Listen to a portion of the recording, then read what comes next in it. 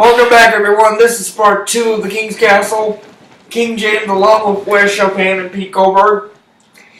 And we now have to touch on something a little tough, because some of you may have heard that last Tuesday night, Aaron Hernandez, the tight end for the New England Patriots, hung himself. It was yesterday. In his jail cell, 5 days after his acquittal. Now, I gotta say, I know the man was sentenced to life in prison for murder, but hanging yourself is still a tough way to go, so... It is. Aaron, I'm sorry, but you made some mistakes, and we know you will be sorely missed, even though... Oh, hang on, this is not going anywhere. You'll be sorely missed. Yeah. But, Pete, do you have anything to say, being that you're a big Patriots fan? Well, I mean, he was a great player when he was on the field. He brought a lot to the team, but he was too young to get the amount of money that he had, and I think the money messed him up. The amount of money he had in the contracts? Exactly. He went to a Super Bowl. He was a great player. I looked him up on Wikipedia, and they had the Hernandez-Gronkowski duo. So you think because he had so much money, he thought he could get away with pretty much anything? Yeah, pretty much. He murdered people before. And he was in the NFL. He was troubled before he made it into the NFL. Yeah, when he's at Florida and everything. So, I mean, I kind of saw his troubles coming, but I didn't think it would be as severe as what it was. Yeah. And it was really tough to wake up yesterday and hear about it. But after hearing everything that's come to light about it, I'm not surprised. Yeah, and I want to say something just on a personal note here for the benefit of our viewers and everyone who's watching. Personally, I think taking your own life is the worst way to go. Because even though you know you made some mistakes and you probably are a little bit upset about things in your life, you know that you have a heck of a lot more to look for than you may know, because you got a lot of people that care about you. Mm-hmm. So nobody wants to see you hurt yourself. So my advice to anybody who's listening, don't take your own life, because you're going to hurt a lot of other people. Okay, so I've got a question. That was a nice after-school speech. It really was. I've got a question for you two. When it first came out that he did what he did, they said, they didn't come right out and say he wrote it. They wrote it a suicide. I'm going to quote that. Right. Because that's how they did it to begin with. Right. But even his attorney in this last case said he thought that he was murdered. My question to you guys is, when they came out and they said, oh yeah, he died from a hanging, and then they said, but he had all this stuff on his door. Wouldn't you just go ahead and rule that a suicide with stuff blocking the door? How would somebody get in there, block the door, and then get out before? I think they just... if you take your own life, it doesn't matter what it is. I've been silent this segment. It doesn't matter if you hang yourself. It doesn't matter if you stab yourself with a knife. The PJ show. If you cause physical harm to yourself in any way, that is considered... Well, no shit, James. Yeah. Whoa, there is Blair. Yeah, here he is in this segment.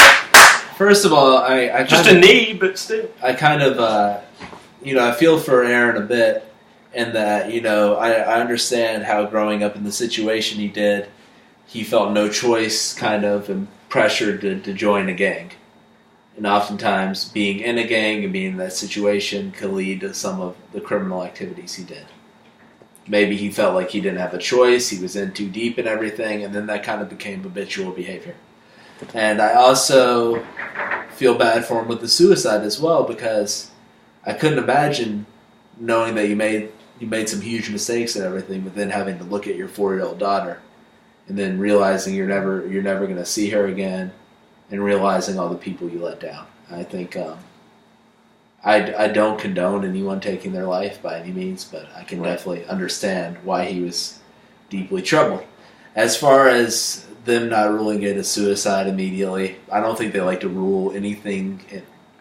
At least until the autopsy. Right. Yeah. Yeah. I mean, and I see that. Yeah, but I mean, I think it was pretty obvious. And his lawyer is going to say lawyer things. You know? And they said they found 3 notes. I'm sorry to interrupt you, but they said they found 3 notes in his cell, like 3 suicide notes in his cell. So you think those notes could have been a clue that they saw this coming?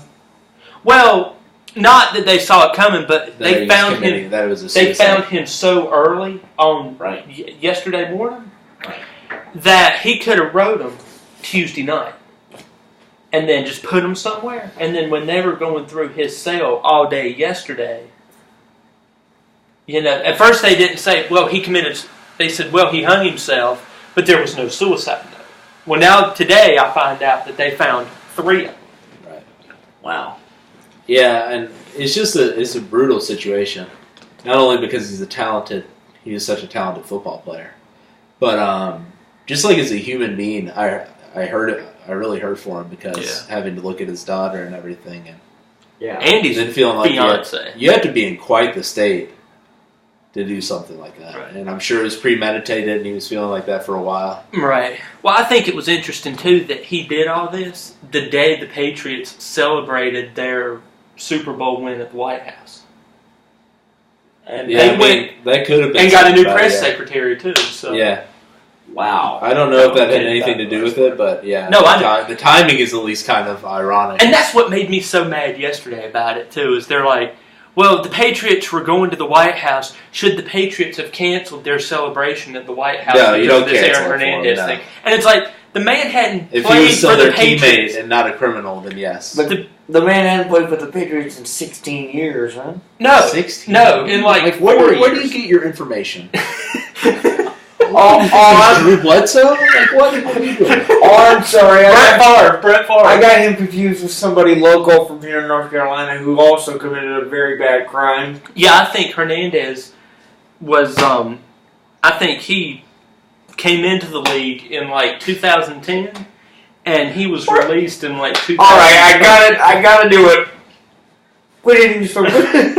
I'm myself for you because I'm worried about our NFL draft preview next week.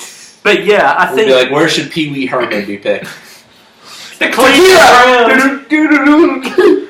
But yeah, I think it was sad, but I think it was they were just grabbing for storyline at that point.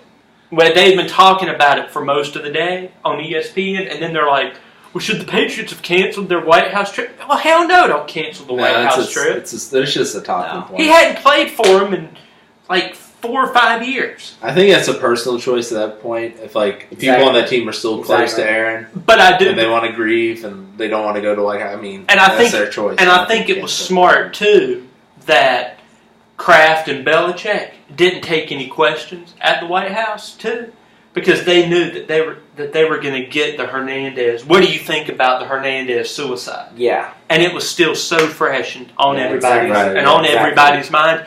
They don't want to talk about it when they're celebrating. But anyway, again, Aaron will be sorely missed, and we give our best to his family. Great player, troubled human. But when we come back, we're going to shift gears and talk about all the big wrestling news for the week, so stay right there. What? What up with the pregnant pause? You're like, oh, here it comes.